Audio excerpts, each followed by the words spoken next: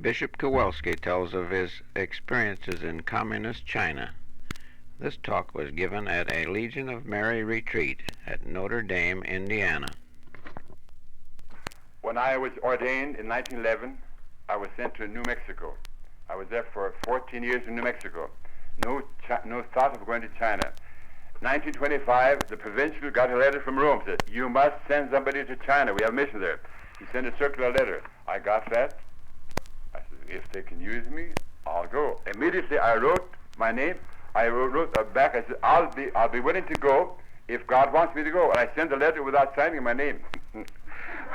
Well, the provincial got that and says, "Do you mean it?" I said, "Sure, get ready." I was the only one volunteered in our province on the 8th of December, 1925. Next spring, 3 more volunteers, so 4 of us went to China. That's how I got to China. Then we got there, of course, everything was topsy-turvy because the Reds wanted to take over. In 1925, they were already besieging Wuchang.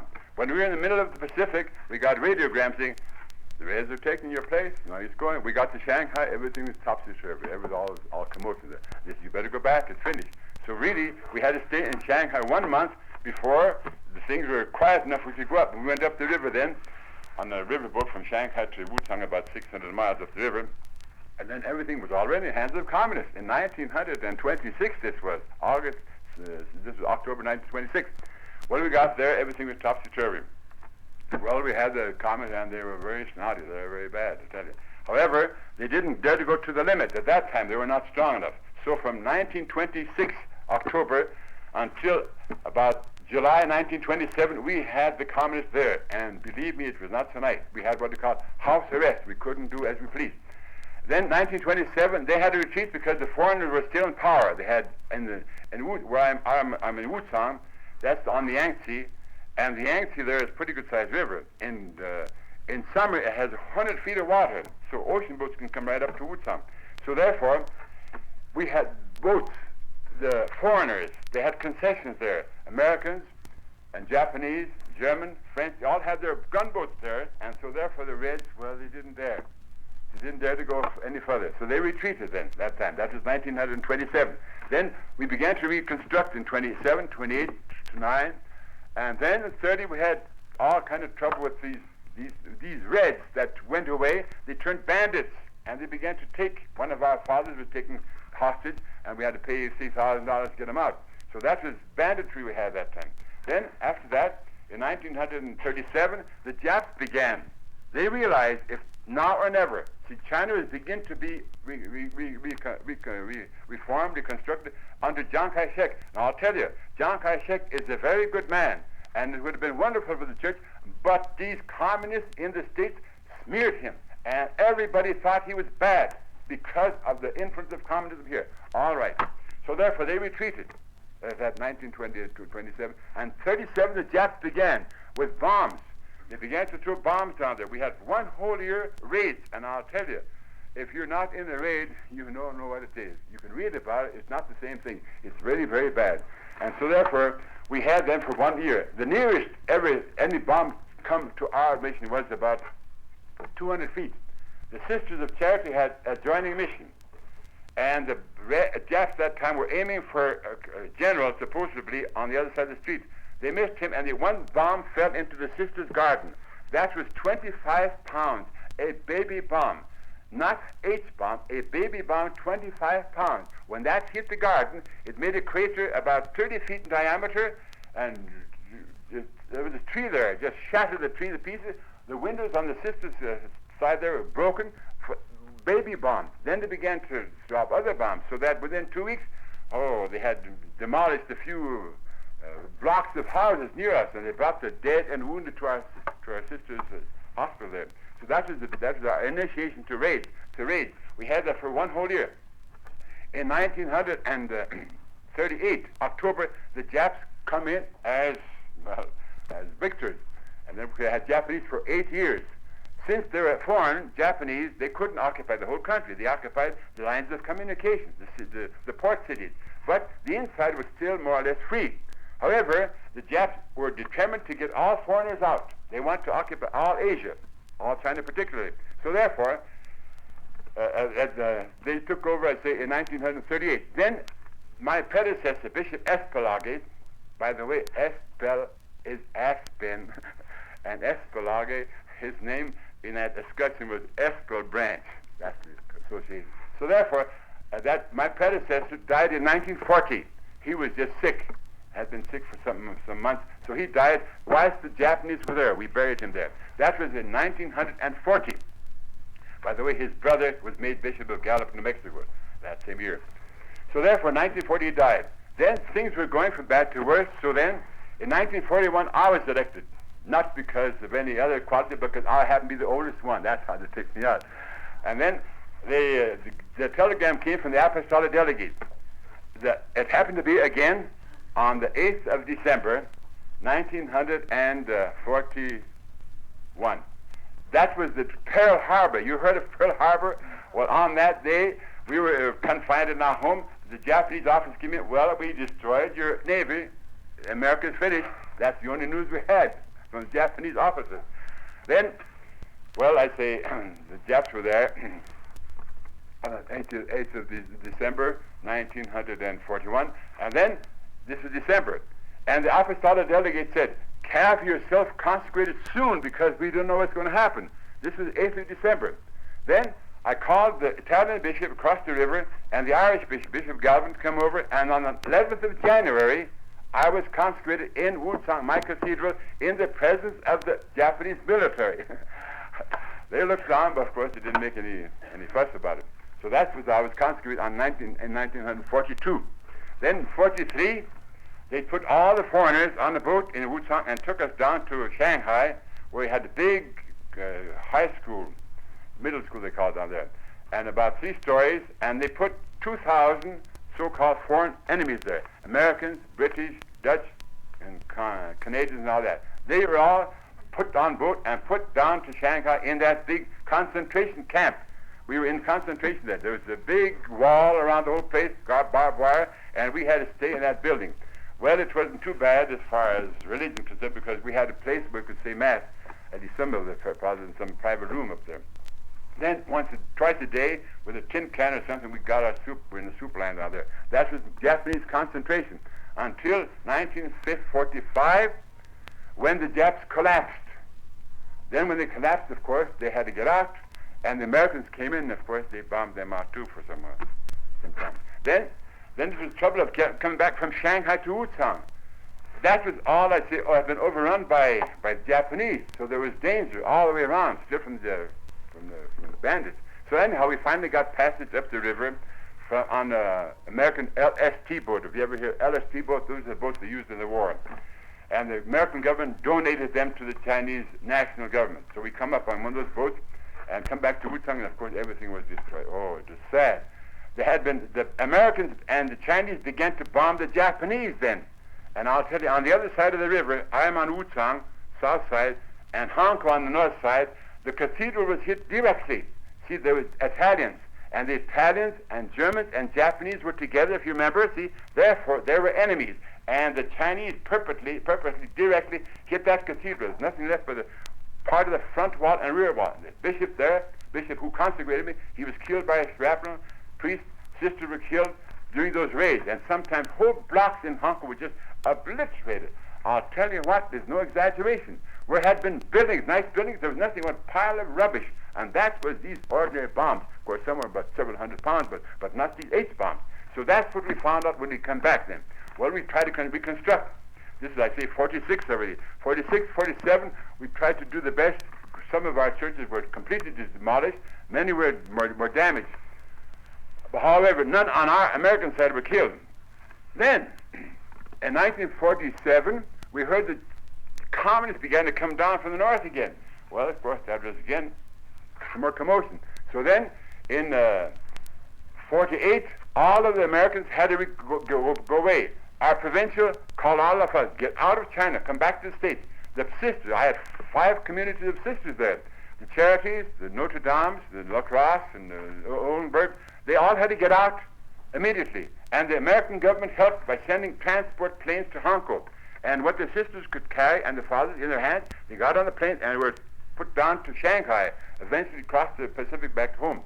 So that's how bad it was then in 1947 already, and 1948 they went out, and then before that happened, I asked the Apostolic Internuncio in Nanking, what is the Holy Father wants? The Holy Father, he says, does not want you to leave the mission alone, because we still have many Christians there, and the charity sister had just built a new hospital.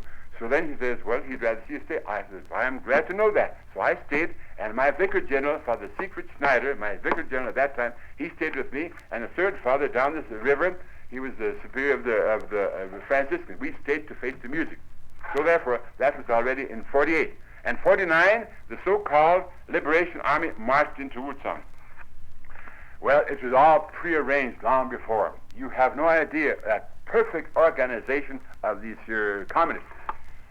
For instance, when the army was marching in Wuchang as the victorious army, Wuchang has a population of about 400,000, Hankou about 800,000, Hanyang about 300,000 or 400,000. 3 cities close together, about 1.5 million. So therefore, when they were marching in Wuchang, the people began to be afraid because they were killing them right and left of north. So the people began to clap their hands and shoot off firecrackers and give the soldiers tea and cookies. And in the meantime, all the sisters had left, and I called 6 Chinese sisters from Hong Kong to come over and take care of our hospital. Had a big hospital there. And they came over. 6 Chinese sisters came to take care of our hospital. And when they heard people welcoming these liberators, they telephoned, should we also welcome these liberators? Father Siegfried answered the phone and said, well, no, your hospital, your sisters, perhaps that's not necessary. He barely had that out, and a voice came over the telephone. Yes, you must welcome them. That's how quick they had charge of the telephone. Perfect organization, whilst the army was marching in. And that kept on. For about several weeks, they didn't bother us. Their first plan was to, as they told the people, we're going to liberate you from these American imperialists, and we're going to have agrarian reform. Divide the country, give the poor people something, take it away from the rich. That was the pretense. However, they were going around the countryside and making a list. Anybody who had a job with the national government, anybody who had too much property, and of course Catholics, they were put on the list. That took about a year or more. When that was complete, they did not need agrarian reform. Then they began arrests. Arrests mostly at nighttime. About after they were there, about 2 or 3 weeks, they came to us and said, now don't forget, you may not lock your doors day or night. So when they had a list, they knew who was who. And they'd go to a house. If somebody was there who was not supposed to be there, out he went. So you see, that's what we were told, not to lock our doors day or night. So then they began arresting, mostly at nighttime. And during the day, they take them outside this Wuchang, 20, 30, or 40, stripped to the waist, and machine gun them to death. And the people had to watch. Public execution. They said, if you dare to resist, that's what's going to frighten the people. They didn't dare to resist. They couldn't, in fact. So that was going on. So between 1947, you might say, until about 1951, on a conservative estimate, these communists killed about 20 million in China, and another 20 million put into slave labor camps. That's a fact that's been attested by those who know. So I say that was already in 50 when this was going on. Then for us, of course, it was hectic. Those days for us were the worst than prison. Why? We had no support, we had no protection. The military didn't care at all what happened to us. So therefore, these here Reds then, they harangued the people. As I said, they dug up those bones of the children, of the babies. They put them in boxes like coffins, and they called the people into our big campus there. We had sometimes several hundred there. Even children had to come from school. And they harangued them, said, that foreigner up there, he murdered these. What's your pleasure? And he said, blood for blood. That's what we had to hear. The mob was all worked up. They wanted to kill me. So therefore, I was up the 2nd floor, locked my door, and they'd come up and pound on the door. And of course, they didn't have any implements to break the door. Fortunately, I prayed to my guardian angel to keep that door. Well, finally, the angel kept the door, and I'm here. Otherwise, I wouldn't be here, because we had no protection from the mob. Absolutely not. Mob violence, as you know from personal experience, that you can't control that, and that's what we had. So therefore, from about 49, end of 49, 50, 51, we had that. Then 51, it got so bad that for us it was dangerous. Even the upper set in Hong Kong, the communists, they realized that if the mob would get me, I'd be killed. So therefore, they didn't want me to be killed. they got orders, don't have any more Americans killed because Bishop Ford died and that made too much publicity. So therefore, they got orders not to have me killed. So therefore, they thought the best way is put me in prison. So all right, one day then, on the 25th of May, 1951, I know the date, they had been coming there regularly a couple of weeks, ransacking the whole house. Just imagine, day and night, a bunch of soldiers going up and down, yelling and screaming, and we had to just put up with that. It was very bad, I tell you. So then when it got so bad, then in 51, 25th of May, that whole day they were there. They came in the morning about 9 o'clock. I was in my habit. I generally wore the habit there. And downstairs, they called me downstairs. I went downstairs, and there we had guards in that parlor of my residence there in Wuchang. Father Secret came down, and we had another father, German at that time. He was with us. So then they had us in the parlor from 9 o'clock in the morning until 7 in the evening. In that parlor, they brought us something to eat at noon. And that's in the evening, they had been ransacking the whole house looking for evidence. And they come down to the paper at about 7 o'clock and says, well, now you're under arrest. The charge is murder. You're going to Hong Kong. Well, then I had to go up to my room. I was downstairs in my habit. And as I went up to my room, a guard went with me to my room, and I put on my civil clothes, street clothes, and he was there in my room to see what is going on. And then from that time on, I was under the guard. We went downstairs, Father Secret the same way, and the Chinese priest who had been in the States here for 8 years. He joined the Franciscans here, and because he was in the States for 8 years, he was contaminated with American imperialism. That's why they took him also, but they dismissed him after 1 month.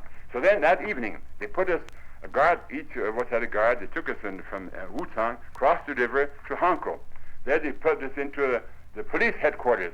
That was the police headquarters. That was already about 9 o'clock at night. We got there. It was so sudden for them, they didn't know just what to do. So we were in the police headquarters about an hour and a half. And about 9:30 or 10 o'clock, just come on now. So they put us into a jeep, and from the police headquarters in Hong Kong, they brought us into a prison. Now that prison had been a prison for about 20, 30 years before. It's a prison, it's a one big block with a big wall around and a number of buildings inside. So they brought us to the prison and we were examined. As I told you before, examined everything. Father Secret had a scapular medal, they took that off. I had a cloth scapular, they didn't see that, and they let me have it, and I was grateful for that. So then they examined us, we took everything out of our pockets, they took the belt of the trousers, no collar, no hat, and the shoelaces, it's called the shoes, and examined the shoes to see if there was any gold bars inside there, and we were perfectly just searched to the skin.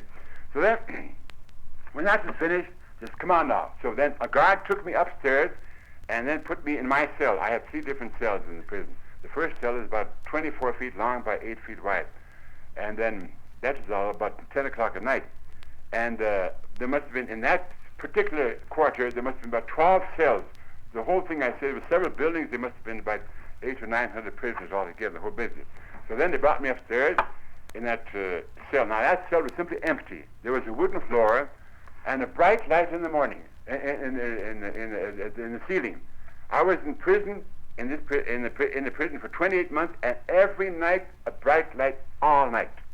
And then in that cell, nothing there except there was a wash basin, wooden, in one corner. That was the washroom. Well, that prison cell, first one, had been occupied 3 months before by a crowd from 6 to 10 men, and that was their wash basin. That water in there from 3 months before. In another corner, there was another big wooden container. Everything is wooden in China. Like 2 big wooden buckets.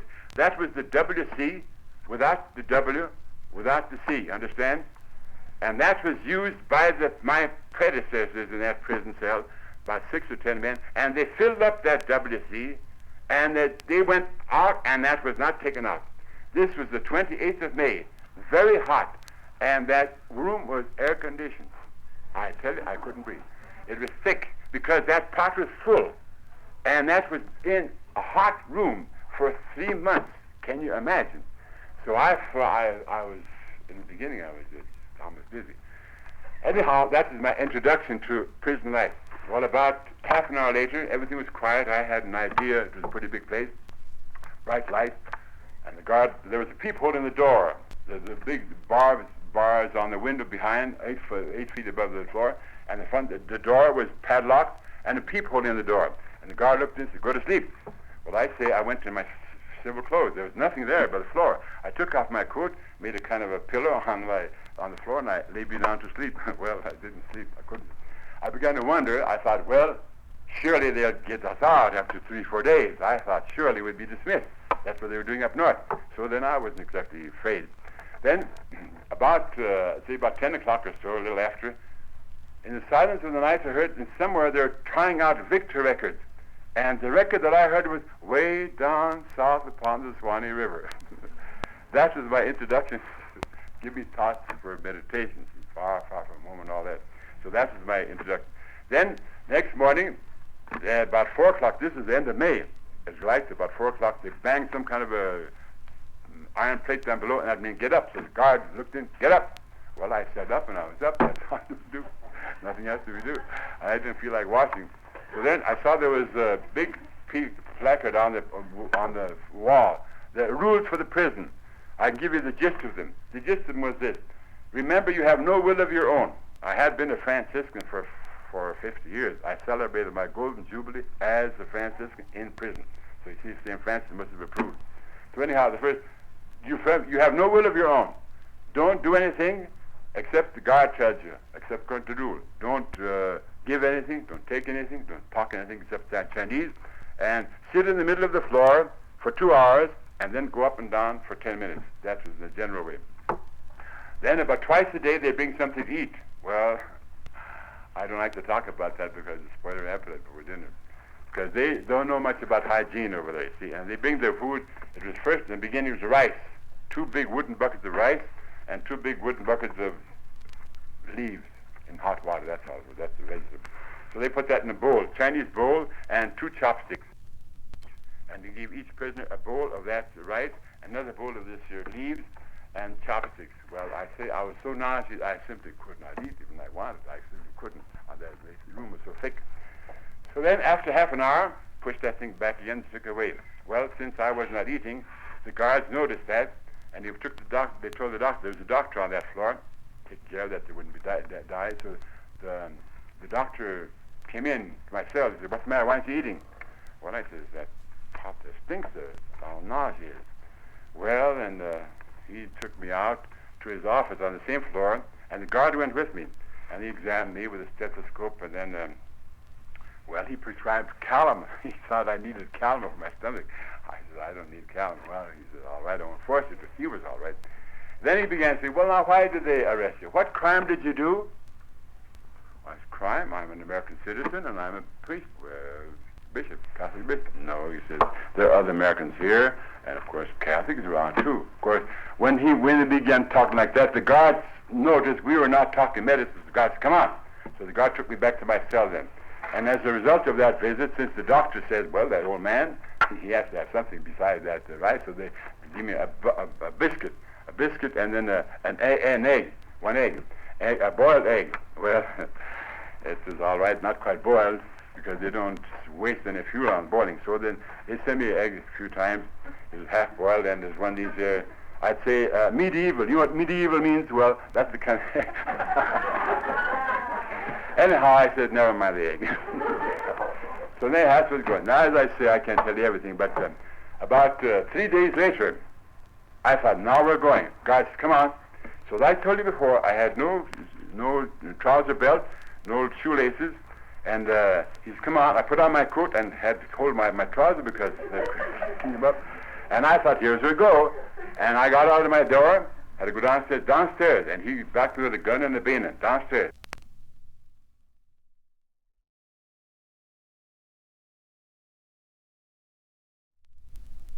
Coming out. We got out. We found ourselves in a big compound, big garden, and had been used by foreigners before that. The communists took it over. Nice stone house there, and about 10 or 12 officers and soldiers there. Then they put 4 in front of us with guns. I thought, I suppose they wanted a picture before they shoot. And I was waiting. You see, they just went up to the pulling of the trigger, and they didn't pull the trigger. Afterwards, we didn't know then what happened until when I got out of prison, some priest says, "You know what happened that day?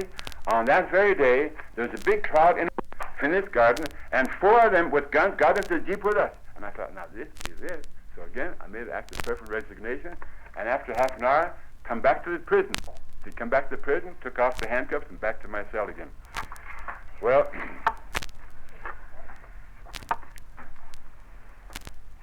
are you tired?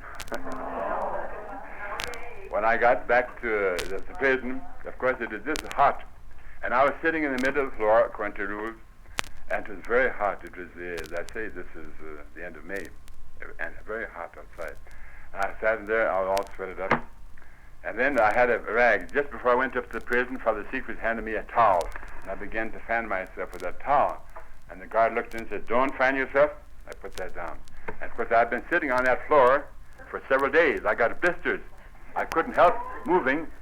And he said, "Don't move, sit still." Well, I had to sit still. I was learning blind obedience, see. I knew something about obedience in the religious life, but this was blind obedience to a teenager with a gun. So anyhow, I had offered up for my sins and sins of my people. See, that was one bad thing. Then, another rule they had this, that for instance, as I say, we had the WC there. Every cell there, every morning, one of the prisoners had to take that pot and bring it and empty it into the sewer. I was always solitary confinement. In some of the other cells, there are 6 or 10, mostly Chinese, and someone of them had to take that pot and bring it and empty it out into the sewer below. So when the guard coming in there, pot, I knew I couldn't lift that great big pot. It just filled up, and I was getting weak. So I just shook my head when he went to the next cell then. And they changed guards every day. So maybe about several days afterwards, a guard looked in there and saw me sitting on the floor there, grizzly beard, kind of old, and he didn't say anything. He went to a neighboring cell there, and he got a hold of a big strapping Chinese prisoner. He says, "Come here, take that man's pot and bring it emptied down in the sewer." But I was sitting back of the cell there, and this fellow coming, he lifted that pot. I knew it was heavy the way he lifted it. He brought it downstairs there, and he emptied it in the sewer. And he brought it back empty, and he looked around that room. He was astonished. "One man in here."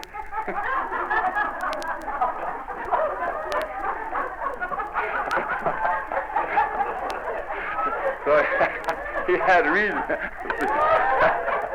Nevertheless, the pot was empty, but the sink was there. So it still continued. So I was getting from bad to worse, so much so that I really couldn't eat, and I'll tell you, it has to take the short. I was there one whole year in that first cell, and I ran to berry. I couldn't eat enough. I couldn't get enough food. Too bad. My legs began to swell. I couldn't stand up. So then they realized I couldn't get anything in the prison, so they decided to send me to a hospital. They had taken over all the hospital there. So one night, just about 1 year after I finished 1 year in that one prison cell there, they said, "Come on now." So they put me on a stretcher, mind you, took me downstairs and put me in the pedicab. A pedicab, you know, is the rickshaw with a man going on a bicycle in front. They put me on there with 2 guards and took me from this prison across the city of Hong Kong to a hospital which had been built by the Methodist Mission, which is a very good hospital. They had about 3 floors and about 200 beds and doctors and nurses and pretty good equipment all the way on. Very good. So then they put me there. I got to the hospital, the doctor, Chinese, well, he took his time, he examined me, stethoscope and all that, and he knew what was the matter. He knew I needed food. That's all that was the matter with me. So then he says, upstairs, 2nd floor, number 4, 3rd floor, number 4. And now this is a hospital room, private room in a hospital, very good hospital. And I had a bed, and 3 guards came with me to the hospital, and they had a bed. This bed in this room in the hospital was about 11 by 7. 11 by 7, 2 beds. How much room is left? Not much, because they couldn't even shut the door. And so then this was 3 guards with me. I was in one bed, and 3 guards had this other place. Then they'd be there all night. They had to watch me, and they would smoke and talk and laugh and bright night up there all the time. So that was my life in the hospital. However, they had to put me through a regular checkup. And they had a good hospital, good equipment. So they came around and took a Wasserman blood test and all the other checkups. There was really nothing wrong with me except I needed food. So the doctor prescribed foreign food. He knew what I needed. And every day that I was in the hospital, I got a tray alongside of my bed. And on that tray in the morning, there was a cup of milk and eggs and bread. And for noon, a good hot plate, and for evening, a good hot plate. 3 times a day. Very good food, because that's what they ordered. And the guards saw me eating. I says, "Doctor, what's the matter? He's eating. Look what he's eating. Isn't he getting well soon?" Well, the doctor, he understood. You know, he's an old man. It takes a long time to cure this, you see. That's what he was all right. So then, nothing happened then. Then, about a week later, they were changing guards every day, that is outside. Then they came to me one day and says, now they want to take x-ray. X-ray? Doctor come in every day, and he saw I had beriberi, only needed food. The doctor didn't say anything about x-ray, but these people that brought the stretchers, yes, you must have x-ray. All right, they put me on a stretcher in this hospital and took me downstairs across the court to the room where they had, the other building where they had the x-ray. And they put me down in front of the door there. And the lady in charge came out there and looked at that old man and said, what in the world did you bring here? I knew it was a mistake by that time. Well, the fellow brought out a piece of paper and said, you said bring number 4 from 2nd floor. He wasn't there, we brought 4 from 3rd floor. So that was a mistake. They pulled me up, brought me back to my cell then. That was, I say, when I was in hospital. Then they changed guards every 10 days, and at the third group that came there, I couldn't stand there, yelling and talking, and I was getting dizzy. So then the doctor came in that morning. I said, Doctor, I want to go back to prison. Now, you might think that's kind of odd, but my prison, I was alone in my cell. Here in the hospital, I had 3 guards in that small room. In my cell and in the prison, I was alone, although I didn't get that much food. Anyhow, I preferred to be back in my room. So they brought me back to the prison, however, in a different room, 2nd cell. The 2nd cell. And since I was in a hospital, well, they brought me a smaller cell, and they brought me a bed. Well, since I was what do you call those things that, convalescent. I was in a hospital. I needed special treatment. So they brought me a bed. There is 2 bucks and 3 boards there. And of course, that had to be covered. They had a cover on there. Well, I don't know what you call it. There's a cover. Had been used and used and used anyhow to cover. And then, that was, I say, already the end of June. I was in the hospital just 1 month, beginning the end of June. Then, after 2 or 3 days, I noticed those boards were just full of bed bugs. Yes, absolutely. And nothing to be done. Those have been used by others, you see. So I could see bed bugs crawling. Not only at nighttime, daytime, they come out. They were... Well, anyhow, what could I do? There was nothing to be done. I just rolled around and squashed them and had indoor sports, I said. That's what I was, killing bed bugs in. I said, all right, if God did not want all my blood at one time, I'd give it drop by drop to the bug. So that was that 2nd cell. Other things happened. However, after about a year or more, see, I was altogether in prison 28 months. So it must have been about more than a year. Then they had trials. Well, I don't care to talk too much about the trials because it's something that's not nice. So therefore, in that trial, well, I was accused again of being responsible for the deaths. As they told me, I had destroyed all my records, and they wanted me to say how many babies we took. I refused. They said, well, if you don't tell us the number, we use our own figures. So they told me that I had been responsible for the death of 40,000 Chinese citizens, they call them, those babies that are thrown away.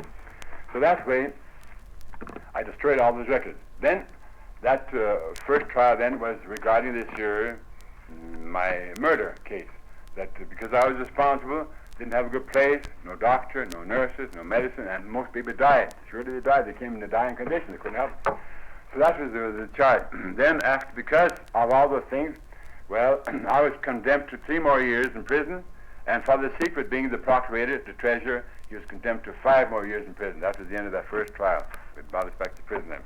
And after that, well, they had more interrogations. I had to write the whole history myself, my whole history. When the time my parents came to the States, what I did, where I studied, how did I come to China, why did I come to China. Then after that, I had to write the whole history of the Legion of Mary. From the beginning, 1921, pages and pages. Then what I did in Wuchang, what I started, how I started there, and what meetings I had. I wrote pages of that. I had to do that. So that was that. After I came back from the hospital. Then, well, there was another trial after that. Not so nice.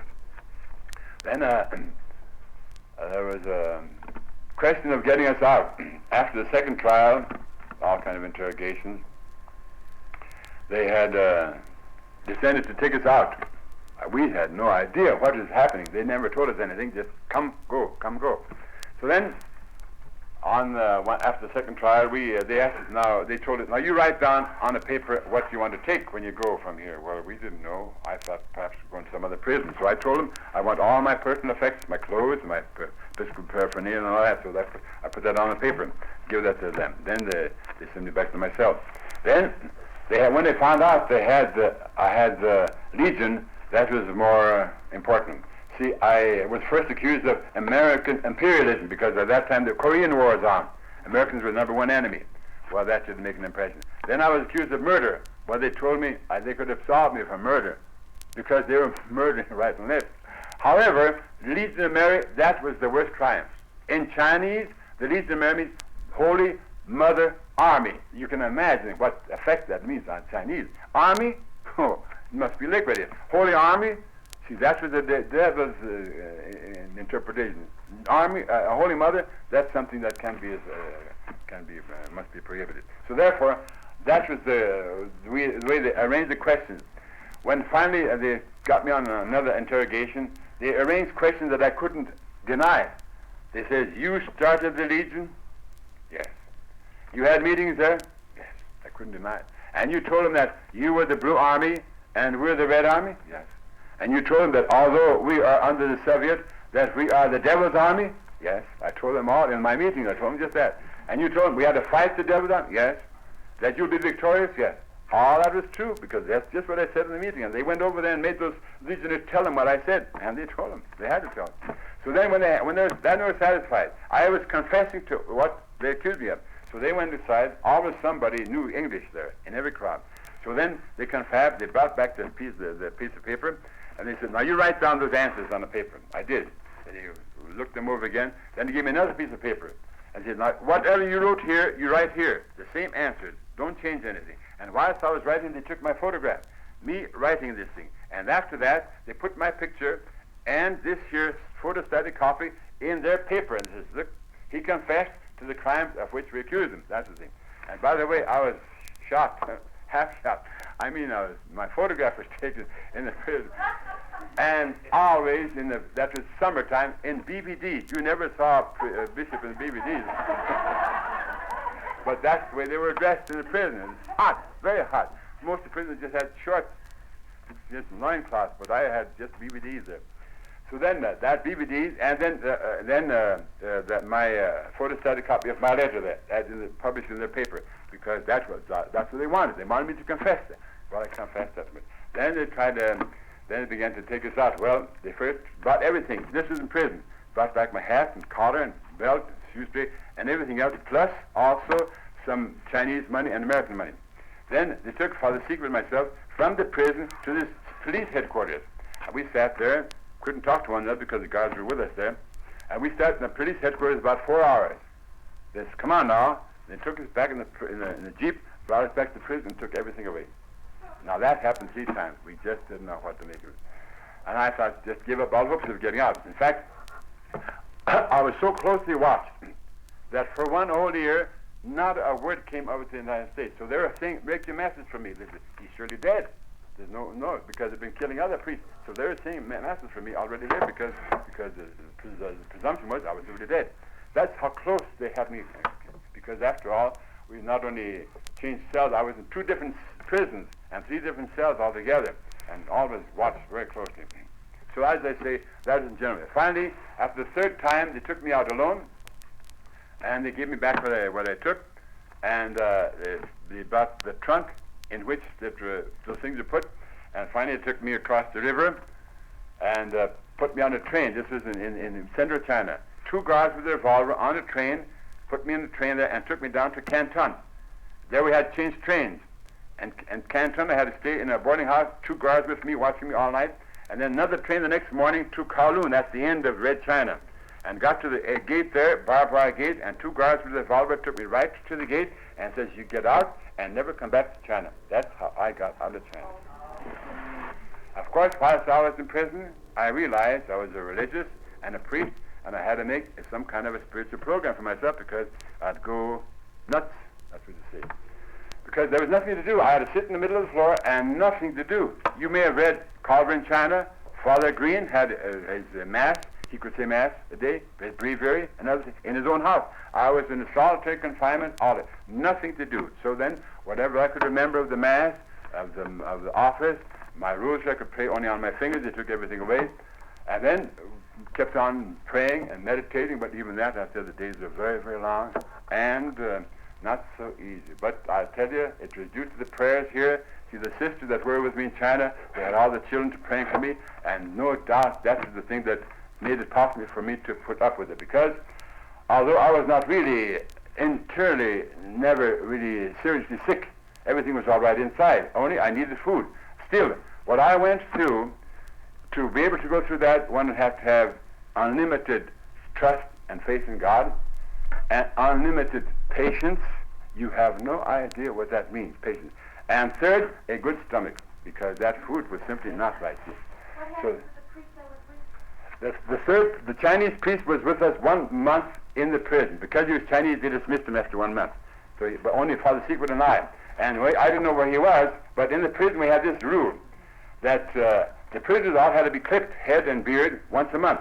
And since my cell was in front of a window on the other side, they put a chair right outside of my cell door, and all the prisoners had to sit down there and have them clipped. And Father Siegfried came there too. That's when I found out he was on that. And then he sat there being clipped, and I was inside in my cell, and I looked at the peephole, and I gave him a wink and made the sign. We gave each other secret absolution. That's the only way we could do it, because we couldn't talk. He was watched by guards, and I was alone in my cell. So that's what we did once a month, give each other secret absolution. That was one of the things that happened. Then I got out, of course, got Calumet. This is at the mainland of Red China there, but in British territory. That was the end of the Red China. Then some priest made it a point to meet the daily train that came from Red China in case there were some missionaries on there. And many times there were several missionaries coming, but that day I was the only missionary. So there he looked at me. Well, I wasn't dressed so very nice. I had a handkerchief around here and a ragged clothes, but he presumed I was a priest. And then I could see he was a priest, so he took me right away, and then took me to a neighboring restaurant there, and I had my first cup of coffee, because in prison there was only water, and then just other poison. So then I had my first cup of coffee and an egg sandwich there. And then I did not realize with the condition I was in until I was free, and I was all looking around to see if someone was back me, and I broke down, just broke down. So then I got through. Could our government do nothing for you? Could our government do nothing for you? The government is not interested in religion. Our government, well, I don't like to talk about that, politics. But you're still an American citizen. I am an American citizen, but what do they care for priests and missions? Well, is the other priest out of China the one who mentioned? Father Siegfried Snyder, he came out, but not with me. He came 1 month later. They didn't want to put us out together. So when I got out in Hong Kong, I had to go to the hospital for a while. Then I ordered a freighter from Hong Kong to Yokohama and to the States. And I waited 1 month, hoping he'd come out. When I got to Yokohama, he was released 1 month later. Well, he didn't catch up to me, then I got home alone. So Father Siegfried got out all right. And Father Sylvester, the Chinese, he stayed there. He's still there, he's not dead. So far, I've had no direct news except a very indirect letter that a Chinese priest wrote to another Chinese priest, and I got it indirectly, in which I was told there were still 9 of my priests were alive. If they are not all dead, in my Wuchang diocese, I should have at least 12 Chinese priests dead. Of course, there are no more foreigners there. So if they're not dead, they should be there. But I say, since I have community, they must work like any other working, like any man, see. And of course, there's no distinction between priests and others. And they're suffering. I'll tell you, it's suffering very bad. And when it comes to the way that the communists treat you, I'll tell you, the people here won't believe it. I was number 300 when I was in prison. 300 written on here with my Chinese name, no other name. My name was 300, and I was simply an animal. See, and they had to treat me like an animal. The guards were told, don't offer anything to this prisoner. They put it on the floor. I had to pick it up from the floor and eat from the floor when I eat. Because I was an animal, see? And they treat you like an animal. You live and die like an animal. That's communist, I'll tell you. No considerations for human dignity whatsoever. So that's going on for 28 months. And the fact that I got out was simply the grace of God, I'll tell you. And the prayers that were said here. However, as I say, I offered it all up because I knew we have to suffer, we have to bear crosses some or other, and although there was plenty of chance to do mortification in China because we had no community like this, still, In the prison, I was really a perfect Franciscan, perfect poverty, nothing there, and perfect obedience to a teenager with a gun. See, I had to blindly obey. And of course, there were no distractions whatsoever in prison, just empty walls. And plenty of time, plenty of circumstances, plenty of occasion to suffer and to do penance. So therefore, when I came back now, I'm not reconciled to the life in the United States because it's such a contrast here. Over there, it's just so different that here, well, you can see people simply don't know what suffering is. You can't talk suffering, not even to Catholics. They don't know. They're not brought up that way. And our priests that are brought up with this here generation, they were brought up with it. They didn't notice the difference. But for me, it was such a contrast. You heard about Alice in Wonderland. When I came back, I was just like Alice in Wonderland. I couldn't recognize the place, and everything was so different. And it is different. And I say they are suffering behind the iron and bamboo curtain because here, people, well, they don't know what suffering is, and they're indifferent about it. That's what it is.